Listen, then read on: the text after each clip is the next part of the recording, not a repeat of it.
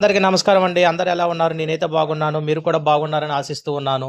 ఈరోజు టాపిక్ ఏందంటే గోపాల మిత్రులు. గోపాల మిత్రుల గురించి చాలామంది గ్రామీణ ప్రాంతంలో ఉన్న రైతులకు సుపరిచితులు.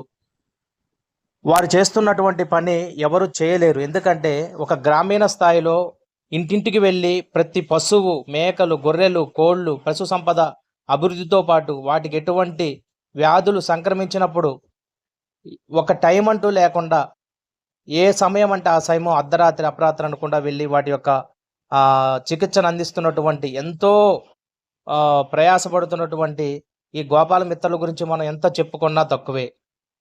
ఏ వ్యక్తి అయినా కనీసం రోజుకి 8 గంటలు పనిచేస్తారు. కానీ ఈళ్ళు 24/7 ఎల్లప్పుడూ కూడా గ్రామీణ ప్రాంతంలో ఉన్నటువంటి రైతులకు అందుబాటులో ఉంటూ, మన రాష్ట్రం యొక్క పశు సంపద అభివృద్ధి చెందడానికి, వాటికి మరి వచ్చేటటువంటి పశువులకి వీటికి వచ్చేటటువంటి ఏవైతే వ్యాధులున్నాయో వాటి విషయంలో రైతులకు చైతన్యం కల్పించి, వారిని చైతన్యవంతులుగా చేయడంలో వీరి యొక్క పాత్ర అమోఘం. కాబట్టి వీళ్ళు చాలీచాలని వేతనాలతో నానా ఇబ్బందులు పడుతూ ఉన్నారు. నిజంగా వీరు ఎన్నో సార్లు అనేక ప్రభుత్వాలకి గోడు వినిపించుకున్నప్పటికీ ఇంకా వీరి జీవితాల్లో సరైన మార్పు లేదు.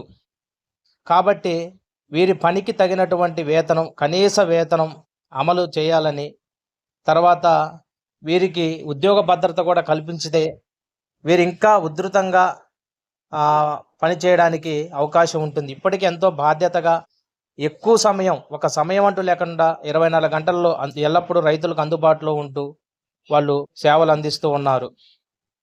ఇది రాజశేఖర రెడ్డి హయాంలో పశుసంవర్ధక శాఖలో గోపాల మిత్రులను నియమించడం జరిగింది. వీళ్ళకి అనేక సమస్యలు ఉన్నాయి. ముఖ్యంగా పశువులకి కృత్రిమ గర్భధారణ చేయటం, రైతు ఇంటికి వెళ్ళి ఎదగొచ్చినటువంటి గేదెలకు వాటికి సూదినివ్వడం, వ్యాక్సినేషన్ చేయటము, ప్రథమ చికిత్సలు అందించడం, గొర్రెలకు టీకాలు చికిత్సలు చేస్తూ రైతులకు అండగా నిలుస్తున్నారు. దేశవాళీ పశువుల ద్వారా మేలైన దూడలకు పురుడు పోయడంలో, ఆవులు, గేదెలు ఎదగొచ్చిన సమయంలో సంకరజాతి పశువులు, వేరే కణాలు, లోకల్ పశువుల గర్భంలో వీళ్ళు ప్రవేశపెట్టడం ద్వారా పశు గణాభివృద్ధి సంస్థ నిర్వహించే ప్రతి పనిలో గోపాల మిత్రుల పాత్ర చాలా కీలకంగా ఉంది.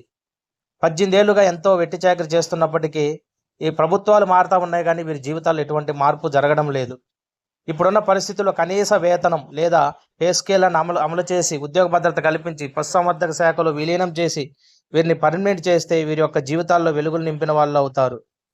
నిజంగా వీరు అందిస్తున్నటువంటి సేవలు చాలా అమోఘమైనవి. ఎందుకంటే ప్రతి గ్రామీణ ప్రాంతంలో, మారుమూల ప్రాంతానికి సైతం వీళ్ళు అందిస్తున్నటువంటి సేవలు చాలా విలువైన సేవలు వీళ్ళు అందిస్తూ ఉన్నారు.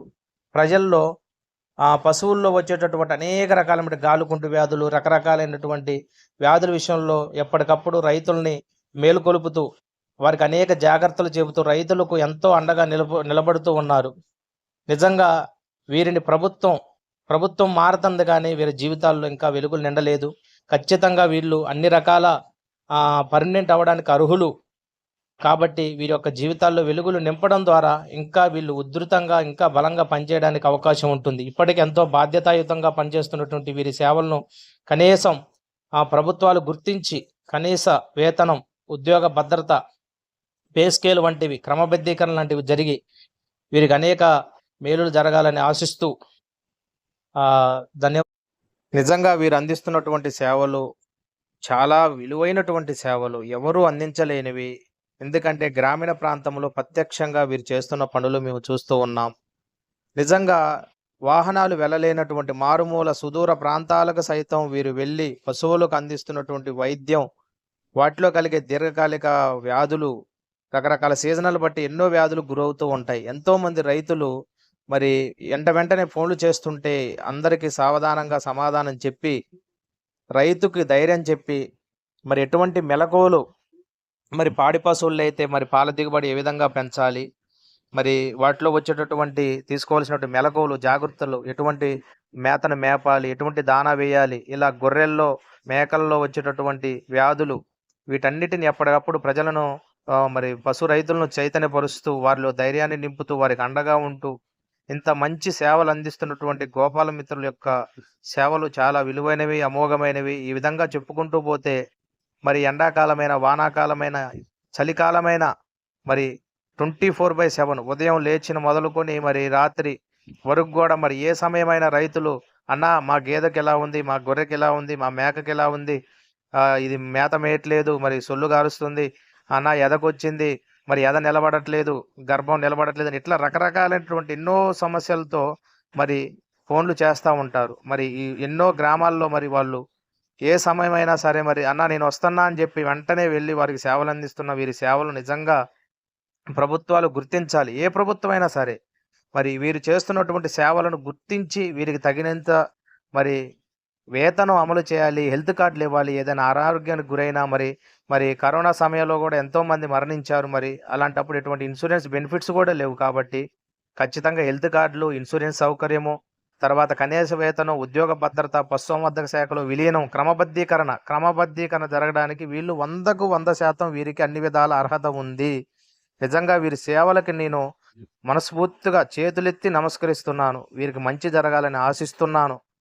మా యొక్క ఛానల్ ద్వారా వీరి యొక్క సమస్యలు వివరించాలని నేను ఆశపడి ఈ విధంగా వీడియో చేయడం జరిగింది. నిజంగా ఈ విషయాలు ప్రభుత్వం దృష్టికి వెళ్ళాలి, న్యాయం జరగాలి అని మనస్ఫూర్తిగా కోరుకుంటున్నాను. మా యొక్క ఛానల్ని మీరు ఆశీర్వదించండి, సబ్స్క్రైబ్ చేయండి, లైక్ చేయండి, షేర్ చేయండి. ధన్యవాదములు.